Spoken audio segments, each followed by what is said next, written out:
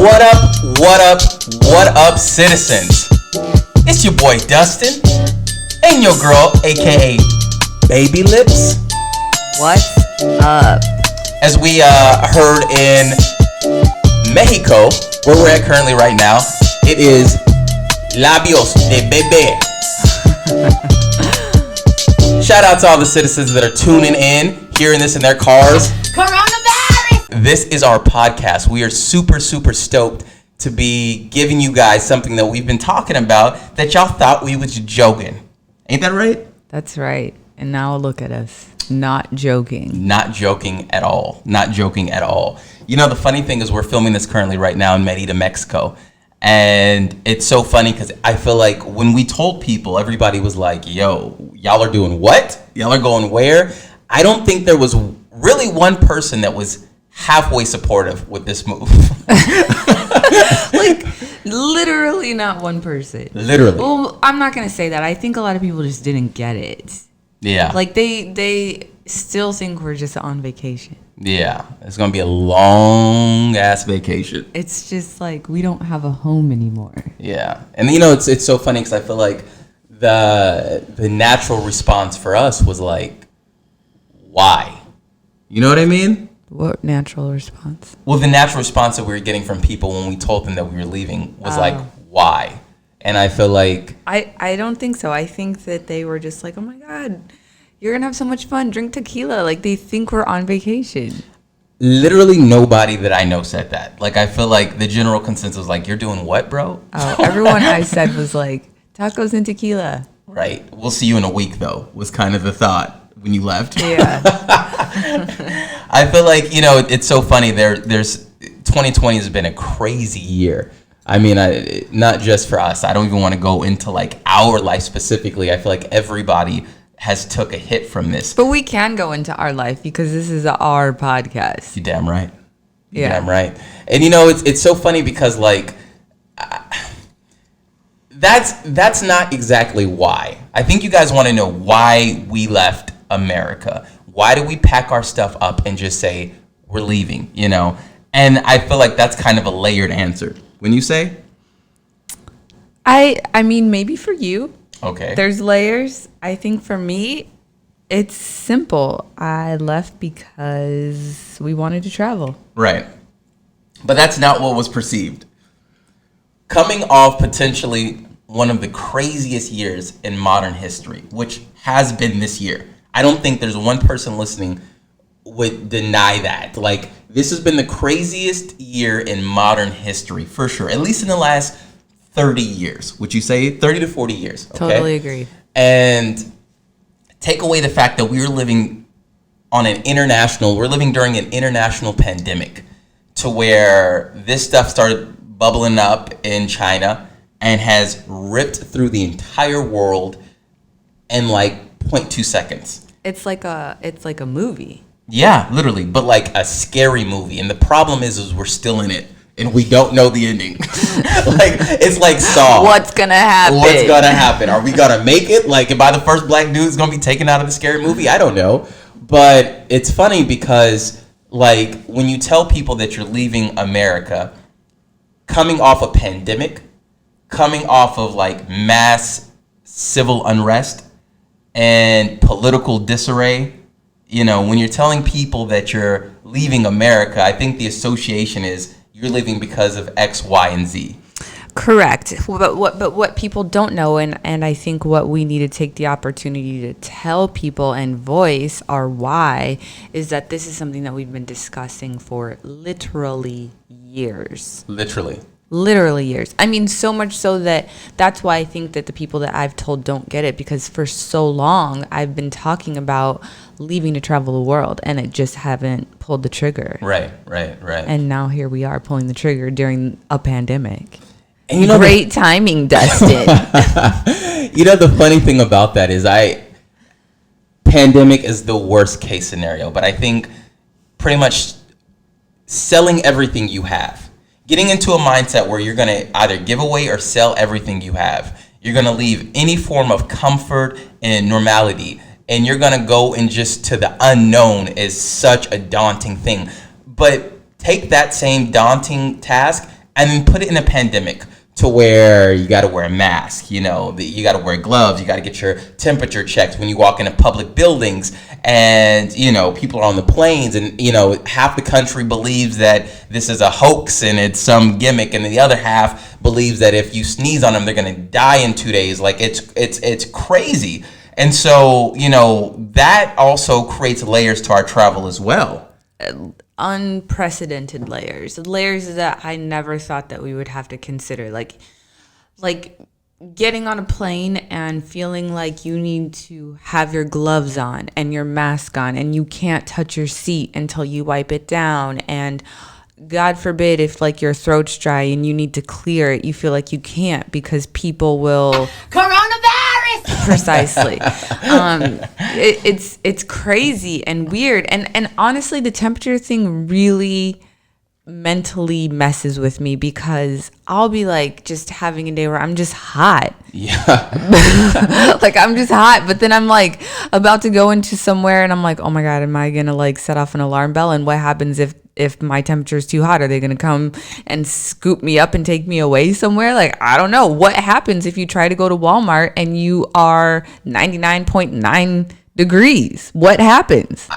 What's the protocol? I don't know. And I think that's the crazy thing. I feel like nobody knows. It's like even from a elected official, government level on down, like nobody knows what's going on. Like we have sat back and we have sat on the couch for an entire year of our lives. And like I don't want to view this as like a cynical sense, but I do feel like I lost an entire year of my life. And when I say I lost an entire year of my life, the parameters are in terms of career. Did I get up? Was there upward mobility in 2020 for my career? The answer is no. In terms of like this creative platform that we've come to love, was there motivation? Was there inspiration? Was there anything that was pushing me to post content? Because when I turned on YouTube during the pandemic, it was the never-ending ocean of just people fighting depression at home.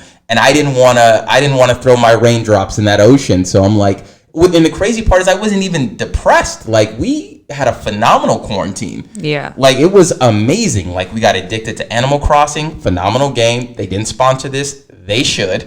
And then, we binge watched, I feel like every single thing on YouTube.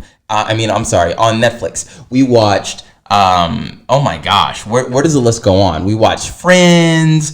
We watched The Office. I'm sorry, watched The Office. We were supposed to watch Friends. We didn't make that cut. Yeah. We watched The Office. We watched all the Narcos.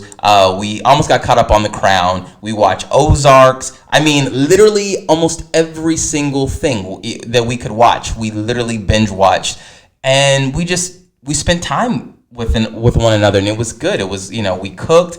We just relaxed, we started gaining weight because Veronica and I have this uncanny ability to just relax and eat and be happy and like amongst ourselves. Mm-hmm. Like you've turned me into an introvert. I wasn't when I met you, but like literally there is no place like home anymore, especially during this pandemic where it's like all you see on the news every time you turn TV on is you'll die if you go outside, and that just wasn't the case necessarily. I should write a book on how to keep your man.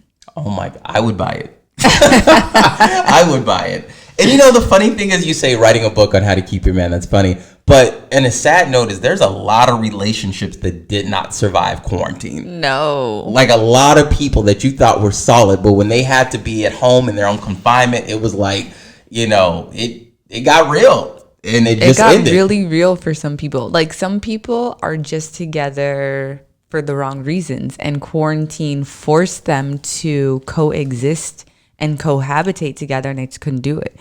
Right. Like if you live with somebody and you are forced to be with that person, and being forced to spend unsaturated, unbothered time with that individual makes you realize that they were a terrible decision. That ain't it. Or it makes you realize how wonderful that person really is. Yeah. I don't think there's any middle ground. No. I don't think there's somebody that's sitting at home and there's like a lady that's looking at her husband. It's like, he's okay. You know what I mean? It's not. It's like, not if you were really quarantining like how you were supposed to be quarantining. And that's a whole nother topic of conversation. the fact that there was even an option for people to quarantine to the capacity in which they did. Like, Veronica and I truly quarantined. When I say we quarantined, we did nothing. Like, we only left the house to go to the grocery store. And even that was very, like, we were in, we were out. It was very monitored. We got our stuff. Like, we bought in bulk. Like, we would go there and buy literally a month worth of water, a month worth of food, and we would just be at home. There was days we didn't even see outside. Yeah, Dustin was panicking when we left because we still had a freezer full of food that we had to give away. Yeah, we did. Like, if you guys are familiar with us at all, you know we don't cut corners when it comes to meals, God, especially during quarantine. God, no. And shout out to the homies that got the food, because when I tell you we had a freezer full of food that we had to get away. Like foie gras. Dustin had so much foie gras. It makes my stomach hurt. Lamb ribs. Oh my gosh. Beef cheese. Short ribs. Like, I'm talking about steaks. I could have opened up a fine dine restaurant. It was like any fine cut of meat you can imagine. That's what we were dealing with. Mm-hmm. And we literally just had to give it away. And not even just the meat, even though that's the prized possession, but like maybe about 100 seasonings that Veronica was ordering online from around the world. Like, if you guys know how we roll, like, and that's a whole nother topic of moving out. I think the moving out part, it was devastating. Oh my God. Getting ready. Okay. The week leading up to leaving was, it's like, it was, I don't even have an adjective to describe it. It was not pleasant.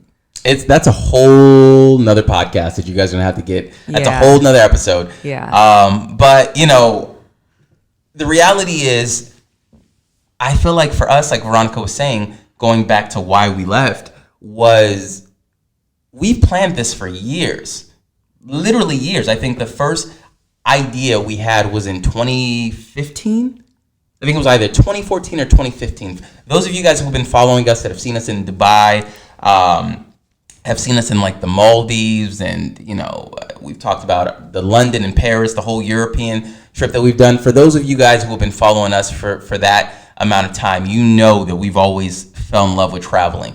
And the funny thing is, Veronica and I have been together for a long time. And, her first major, like real outside of the country trip was with me. And we went to London, we went to Paris, and I feel like that was the bug.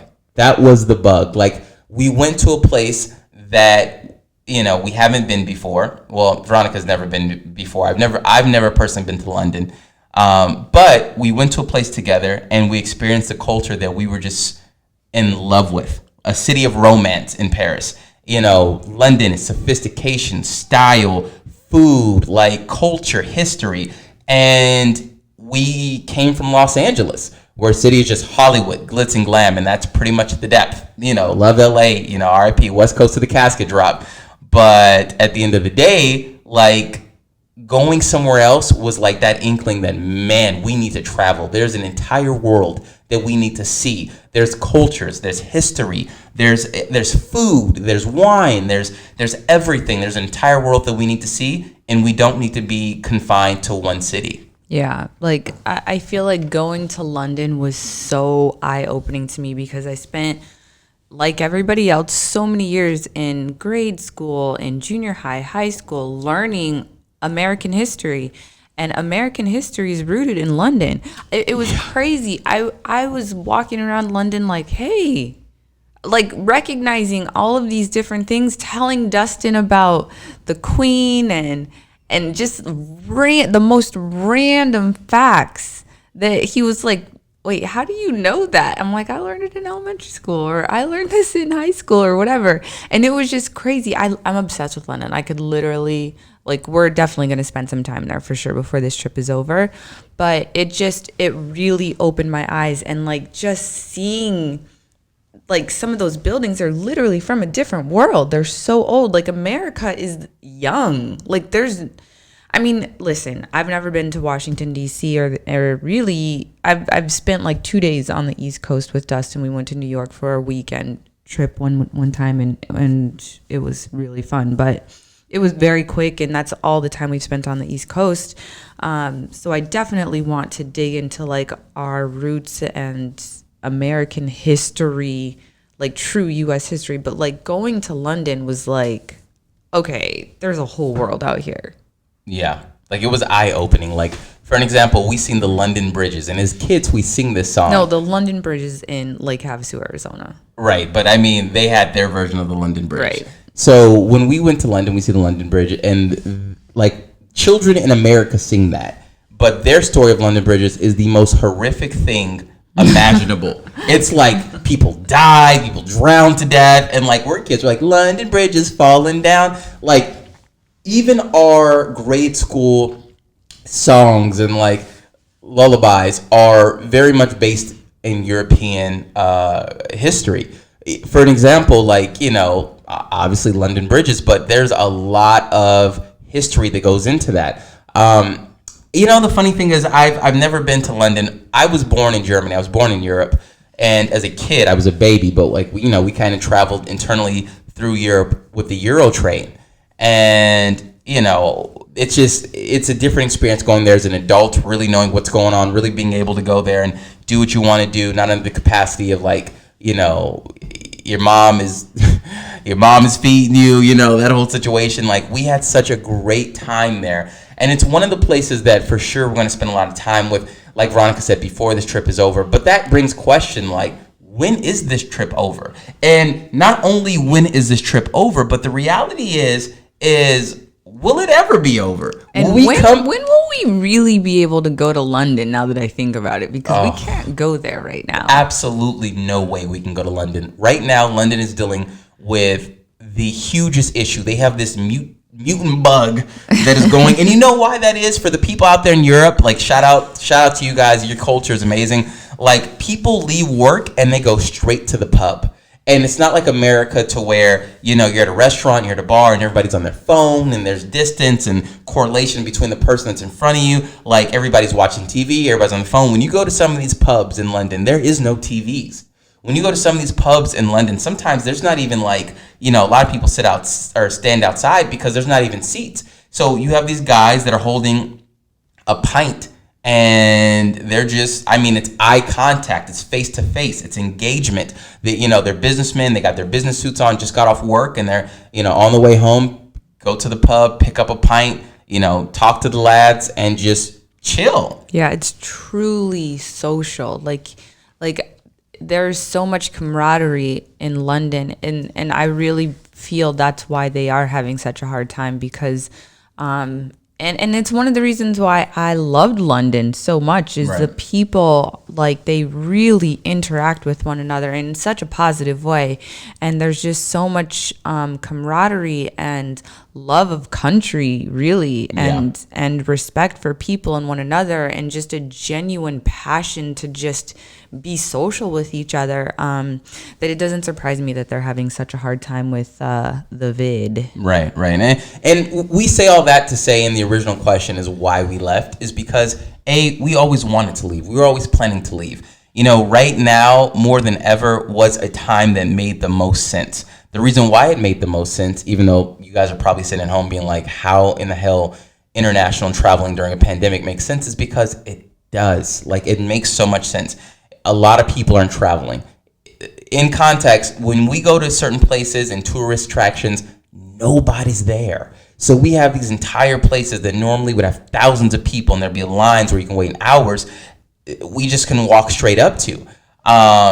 Were we affected by things that were going on in America? Absolutely. I'm not going to sit here and pretend that, like, you know, I'm not preaching to you with a bald eagle on my shoulder right now. Like, I'm being honest. It's one of those things to where, yeah, of course, specifically as Black people, to see how America, there was just so much of a spotlight on, you know, racial indifferences. And I hate when I hear people be like, oh, well, this is the most racist year. No, this is not the most racist year.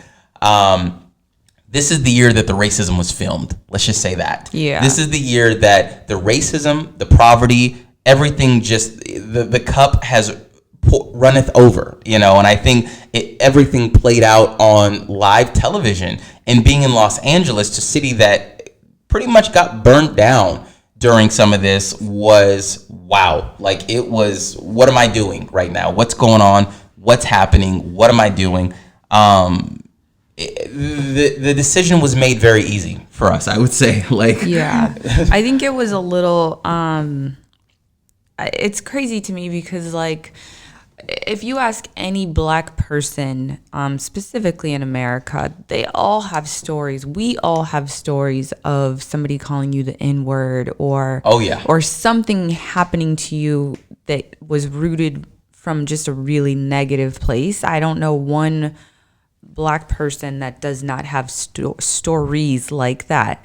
So, you know, it's crazy that this particular incident or these incidents kind of all combusted in this moment and has created all of this that's happened that you guys have all seen playing out on TV. But what's sad to me is that these aren't the first times that these things have happened, and these aren't the first victims. These aren't the first cases. Like, this happens all of the time. So, you know, I don't know. I think it's sad, and I think that it's unfortunate, and it's just crazy to me that in 2020, like, this is the space that we're in. But this was not the deciding factor for us to leave. It just so happened that this all happened this year. Right. Which made it, like I said, so much easier. It's one of those things to where you see this country and you see almost the direction in which it's going. A lot of people, once again, once you hear these podcasts and you hear these people with these opinions like, oh my gosh, America just went crazy. Like, listen, please do your research on the history. Like, this isn't new. You know, you hear people like Breonna Taylor. You hear people like George Floyd. You hear people like Ahmaud Arbery. You hear people like, you know, all these individuals within this year that have been, you know, in this situation to where their lives have been lost and they've been taken away from them. And you talk about this year as if, oh my God, this happens, but you know, this is history. Like the Emmett Tills of the world. You know, this goes on and on and on. This isn't new, and it's a situation to where for Americans it has just been such a regular. Like, I feel like for our country we have this culture. We have this culture in our country, and unfortunately it's becoming the norm. Like it's so normal. It's become the norm to where when now with iPhones and digital devices and social media, you can physically see it.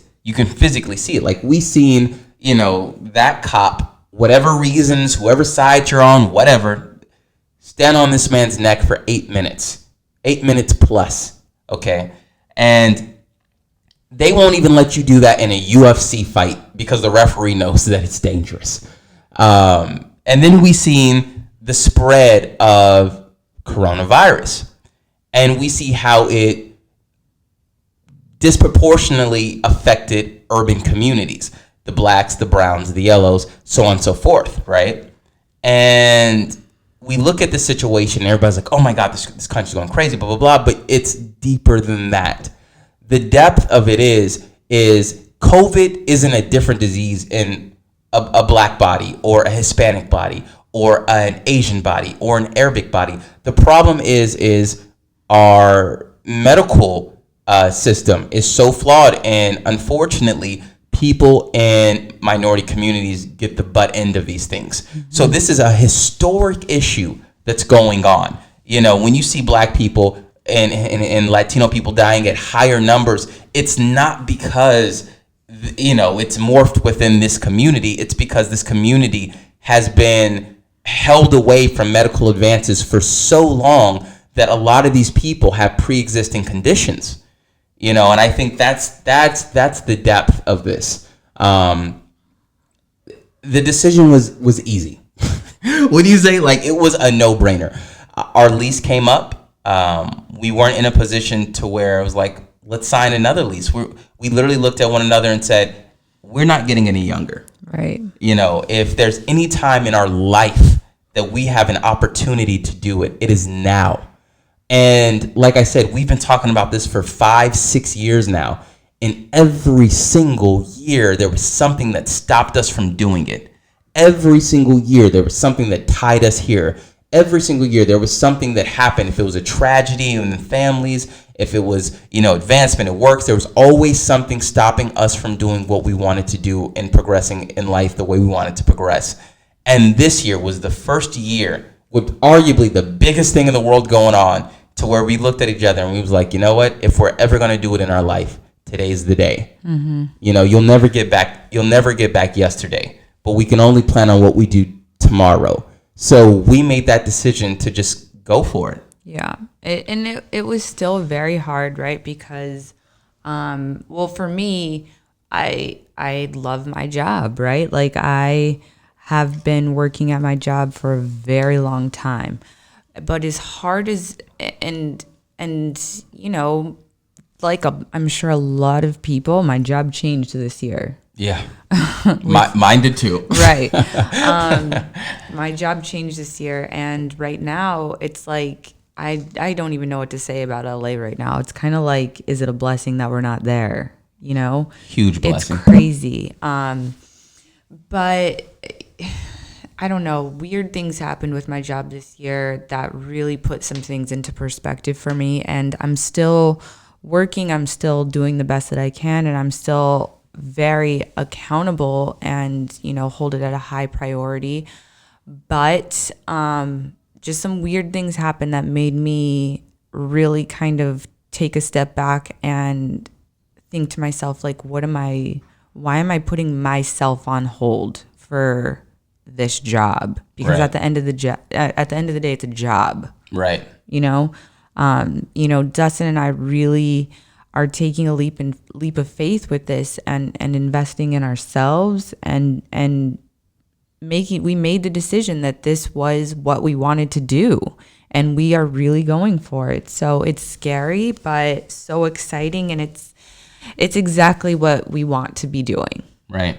It really boils down, and even for the people that are listening to this right now, it boils down to two things. It's nothing more than that. The reality is the trajectory of your life. If you continue on the path that you're at right now, you know exactly where it's going. Mm-hmm. You know exactly where it's going.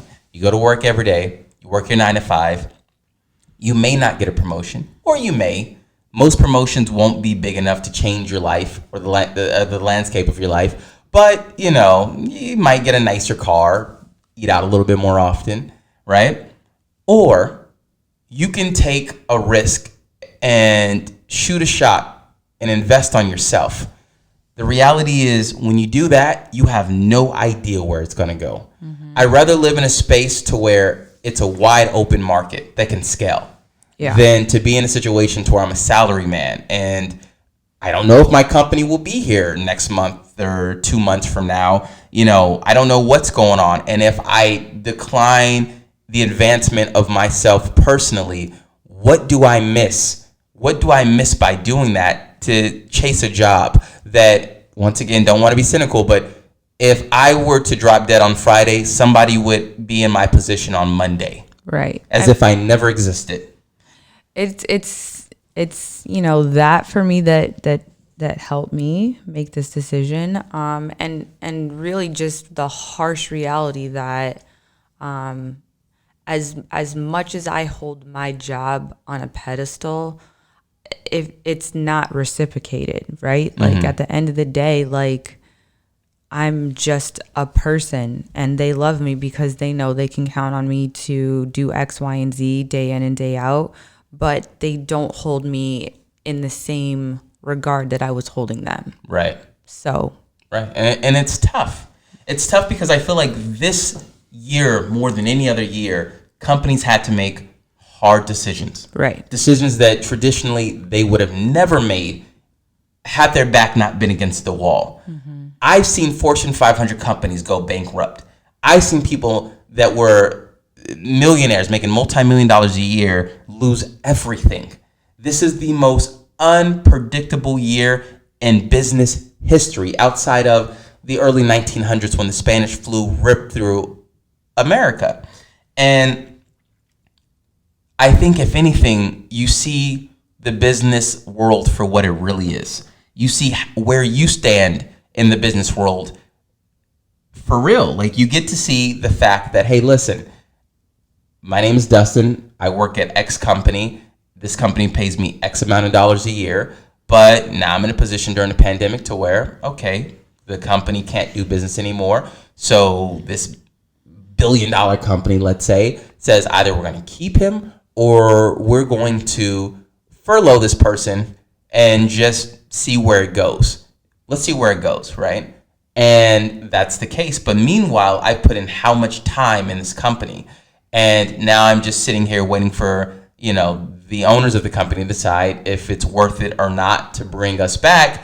Meanwhile, they sit on how much money in the process. And I have opted out of every opportunity or advancement in my personal life to pursue this while people play me as a pawn. Right. And I'm just not interested in that. Once again, guys, 5 years we've been planning on this. Yeah. I don't need to go down the list and say this happened this year, X, Y, and Z. But the reality is we're not getting any younger. We're doing this trip, and we're not the college kids that are fresh out of college and their parents or their grandparents are funding it.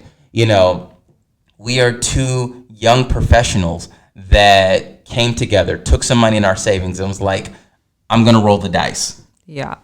I'm going to roll the dice. And, if I crap out, I can go back to my life. I know what was in front of me. I know what was happening. I know what I was in store for. But the opportunity of the unknown, it's almost like when you're playing The Price is Right. And here's a fun fact about Veronica and I. Both of us have been on The Price is Right. And we both lost. And we both lost big. But the funny thing is it's like when you're playing that game and it's like you have to guess behind the door. How much is behind that door worth, right? Yeah. And at the end of the day, behind this door will be X, Y, and Z. I'm never going to be filthy rich working for these companies, right? I'm never going to be, the CEO of these companies that I'm an employee of, whatever the case may be. But I do know that if I invest into myself, if I invest into my future, and if I invest into Veronica, I invest into her future, and the skill share that both of us have as individuals, the ability, the knowledge, the business sense, the qualm to be able to do this, I know that we can be in a way better position than we were 7-8 months ago. Right. And I think that that's ultimately what has us here today, because for too long I was drinking the Kool-Aid of,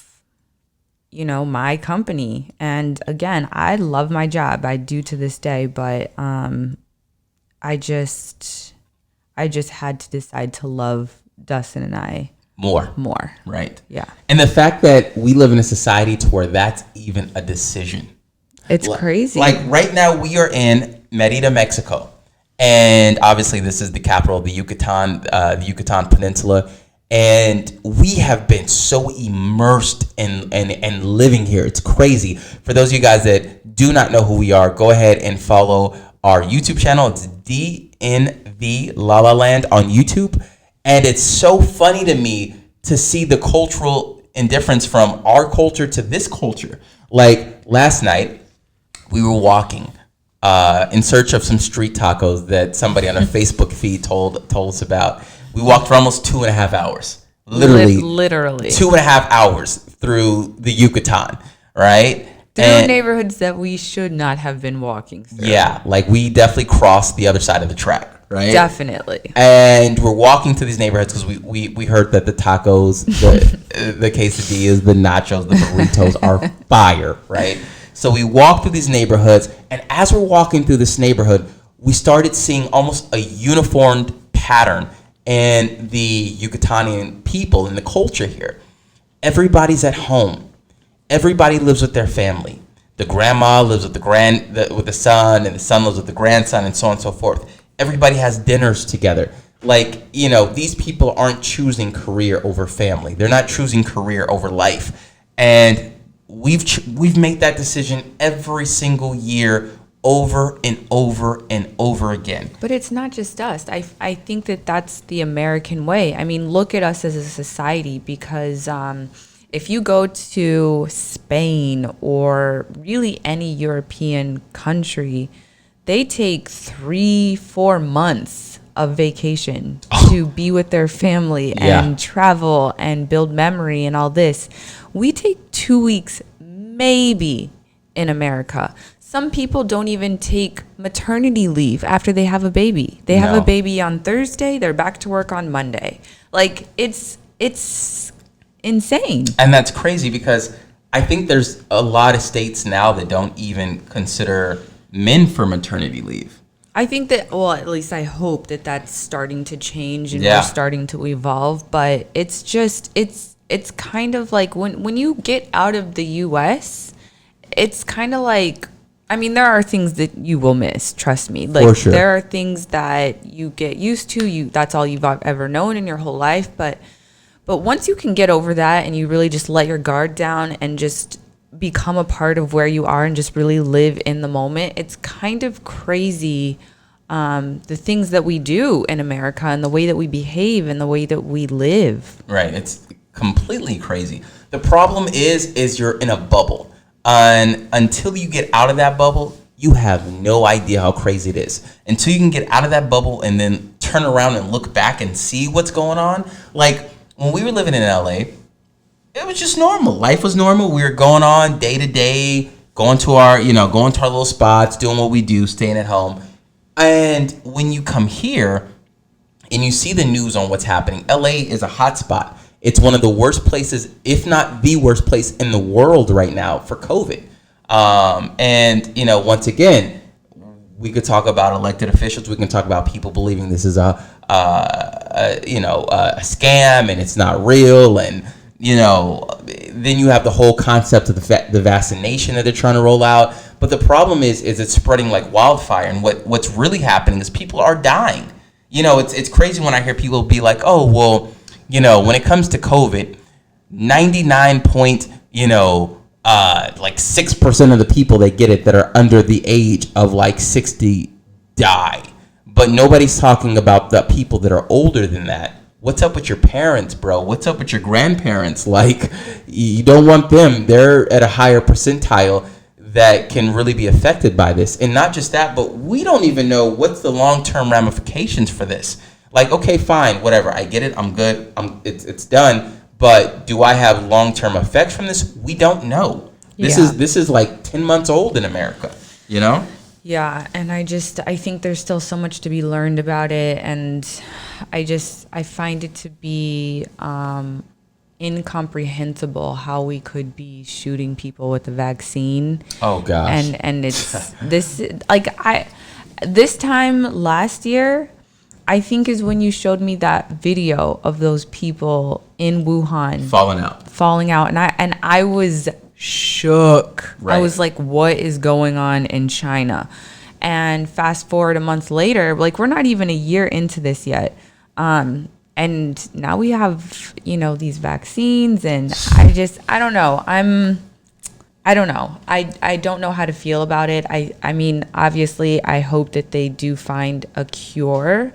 I just think this was a little fast. Right. And I mean, I'll throw this out there. Veronica and I don't even get flu shots. I'm just going to be 100% honest with you.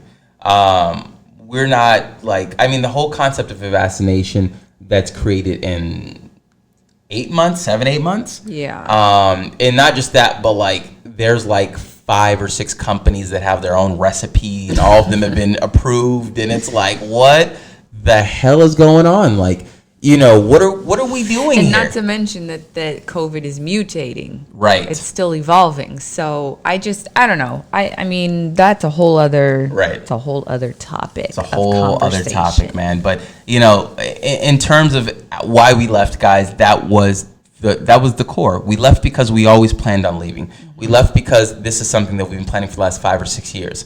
We found an opportunity to where we can go. And we can leave and get out of America and be gone. And I don't think we would have ever gotten this opportunity again. We wake up every single day and we're not younger. We're not younger. No. We're not getting any younger. And we want to be in a position where we can have kids and do that whole nine. And, you know, traveling the world is a little bit difficult with kids. So listen, man, let's knock that out. Let's difficult, but not impossible. Definitely not impossible. You know, the funny thing is when we first decided that we were going to come to Merida, we started looking at certain, you know, expat groups and people that were from not just America, but from Europe and Australia and Asia, all over the world, and living here in Merida. So we asked ourselves, like, okay, let's join these groups and let's kind of get familiar with, you know, what these people are doing and so on and so forth. And we realized that there's a lot of families. Like a lot of families. We get, you know, the families, we get the single moms with the kids, you know, we get the single dads. Like there's a whole family forum, and it's about people that just uprooted their entire family and just came here. Yeah.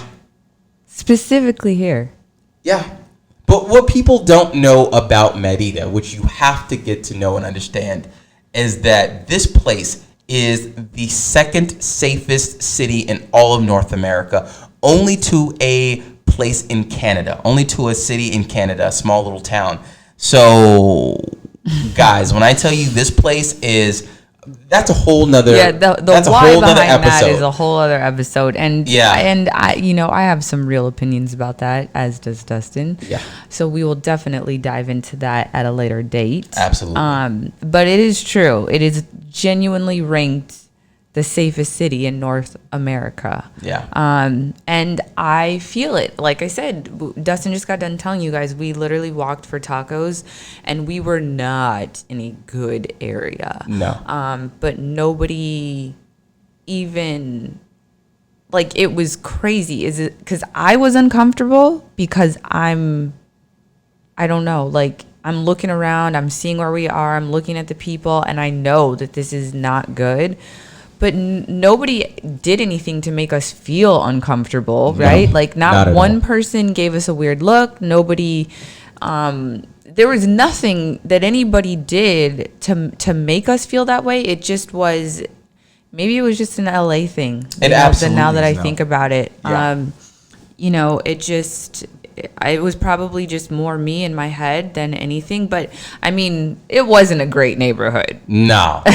Like it was like the projects of Merida. If you can say that. Like I said, we were on the other side of the train tracks. But what I will say is, you know, Veronica's absolutely right. Like, it is safe. You feel the presence of safe. Like in LA, there is no such thing as a presence of safe. I don't care where you're at. You could be in Beverly Hills, you can be in, you know, Pacific Palisades, you can be in Brentwood. I never feel 100% safe. Even in terms of the culture, like when you walk past a guy on the sidewalk, there's like a sense of like, and it's not even always 100% aggressive, but like it's like a size up. You know what I mean? But maybe it's like our Constitution that makes us feel that way. You know, everybody has the right to do whatever. You have the right to say what you want. You have the right to wear what you want. You have the right to bear arms. You have the right to do all of these things. You don't have all of those inalienable rights here. Right. And maybe that makes a big difference.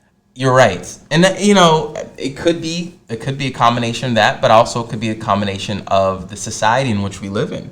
Like the day that we got here, we went to this restaurant called La Negrita. Amazing. If you're ever in Merida, go check it out. It's a good happy hour. We had good food, great drinks. I literally spent like $8, $7 or $8. I'm not even joking. This place is so amazing. This whole city's cheap, phenomenal. Anyways, so it's interesting because our society, I feel like, as a country is very flawed. Like the day we got here, we were eating, you know, quesadillas, drinking these mezcal margaritas, and then Veronica gets alert on her phone that there was a shooting in like a Walmart in like Tennessee. Yeah. And that stuff happens so often. That stuff happens so regularly in our culture in America, in our society, that I feel like we've, as a country, we've grown numb to it. Yeah, and let me tell you something. We've been here for 2 weeks, right? Right? I cannot, in my brain, even think about somebody walking into Walmart here and opening fire. I promise you guys, it would be. I can't even. They would assassinate him in Walmart. This entire country would be shook. It would be devastating. Yeah. I can't even. That would never happen here. Right. And it's, it's so funny because once again, if you're in America, you have this preconceived notion of what Mexico is. Or like you going into a school. Yeah. It's crazy. Like, you have this preconceived notion of what America is, what Mexico is. You watch shows like Narcos. You watch shows like Desperados with Antonio Banderas, which, by the way, he's not even Mexican. But the crazy part is, it's like in your mind, Mexico is one big scene of Call of Duty. And people are shooting, and it's shootouts everywhere, and so on and so forth, and it's not safe, and, the water's gross and dirty, and all this crazy stuff that's going on. But the reality is, in all fairness, is there stuff that happens in Mexico? Absolutely. Sure. Absolutely. Sure. Narcos was based on truth. Yes. Yeah, absolutely. Is the water safe to drink here? Absolutely not. Not going to test the theory. Absolutely not. But here's the reality that a lot of people don't want to digest. Cities in America have high level of violence, and it gets brought on to a poverty thing.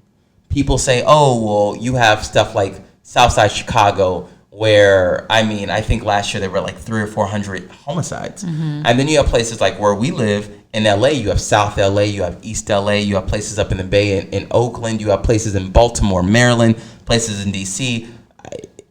I don't drink the tap water in America, okay? Like, I don't drink tap water in Mexico. I don't drink it in America. Like, I just feel like it's just this preconceived notion of what Mexico is.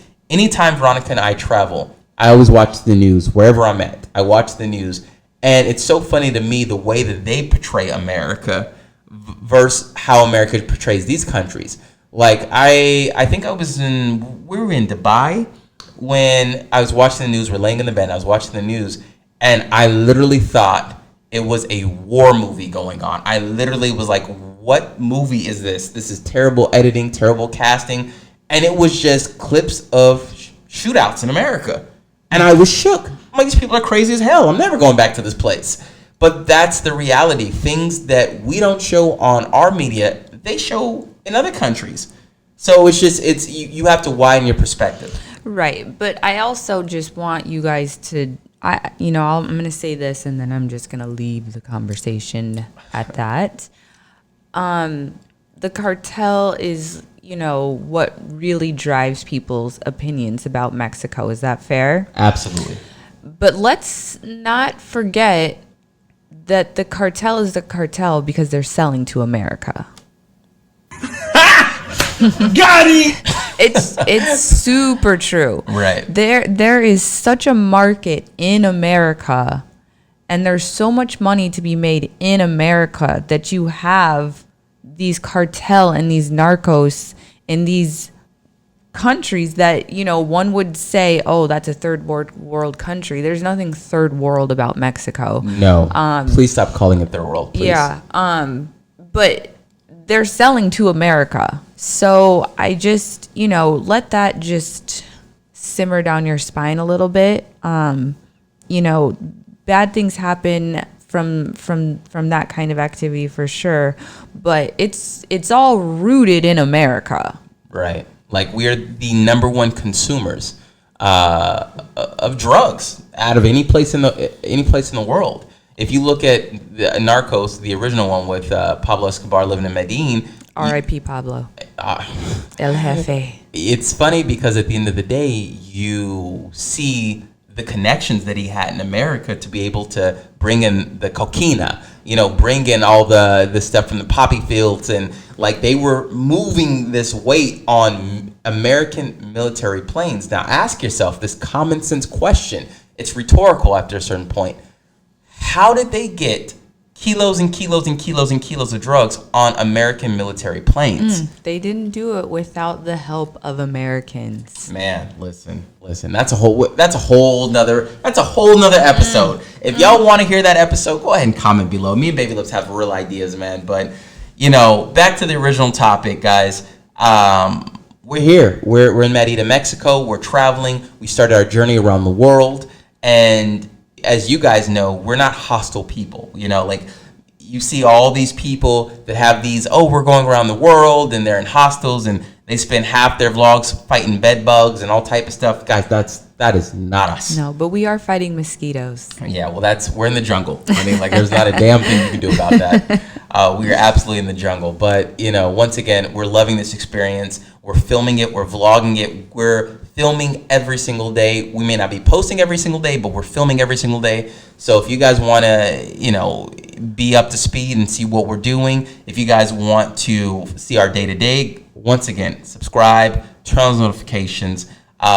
Make sure to tune in every single day because, guys, we are dropping bangers. We're dropping videos in Merida that do not exist. We went through the landscape of YouTube and we're looking at videos and we were just watching videos about things to do, attractions, so on and so forth. Guys, DnV LaLaLand's in the house. Yeah, and we even got put on to some other people that we hadn't known because we met this lady that started this Facebook group, Brothers and Sisters of Merida. Yeah.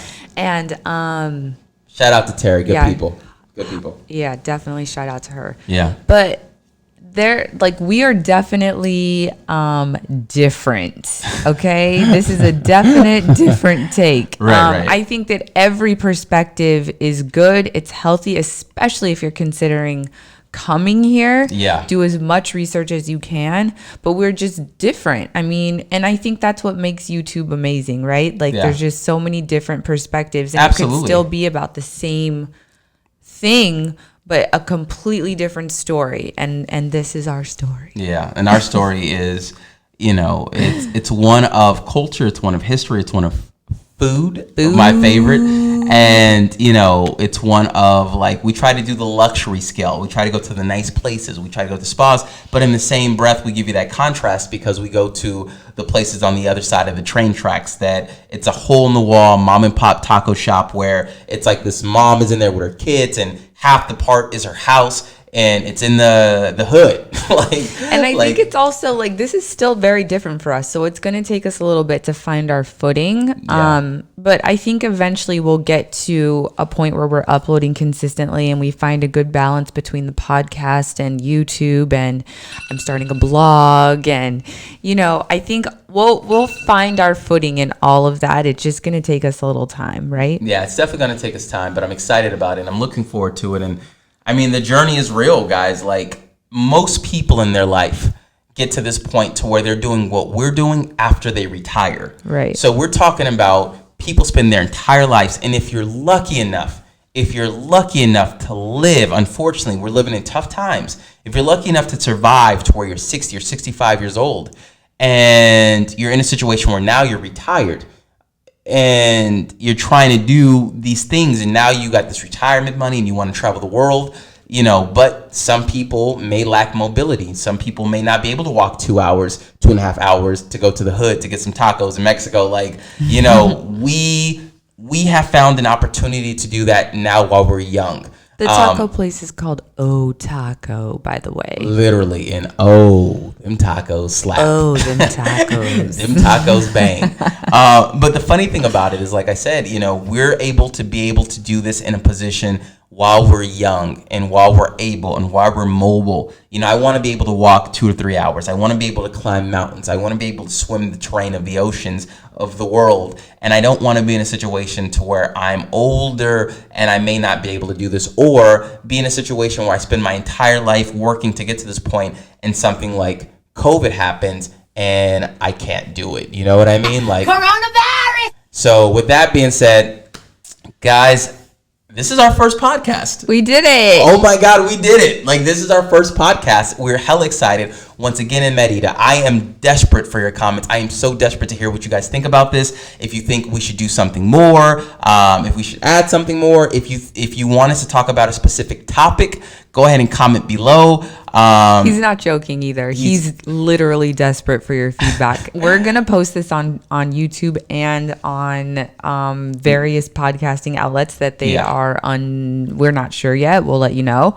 But we're definitely going to post this on YouTube for sure. So please let those comments come out. Yeah. This is not the time to hold back. Let us know what you think. Right. And once again, guys, if you have made it to the end, I appreciate it. That means you guys rock with us. You might be wondering what's in this cup, and it is tequila. Tequila. Veronica makes her tequila with squirt. So it's the Mexican way. It is the Mexican way. Shout out to all my Mexicans out there that drink tequila and squirt. Oh my God, I thought of another. Shout out to y'all. Much love. I thought of another sound effect. Viva Mexico. Viva Mexico. Yeah, we gotta go plug that in, man. Anyways, guys, much love. Thank you guys so much for tuning in. If you guys support us, hit that notification, hit the subscribes, go to our Patreon, get the link below, become a part of our team, and you guys know what time it is. We're the best family on the damn tube. We're the best family now on the podcast world. Don't forget to live life beautifully with no regrets. And until tomorrow, citizens. Peace. Gotta make that move. All the neon signs, now they shout to me and you to write our story. Wanna shake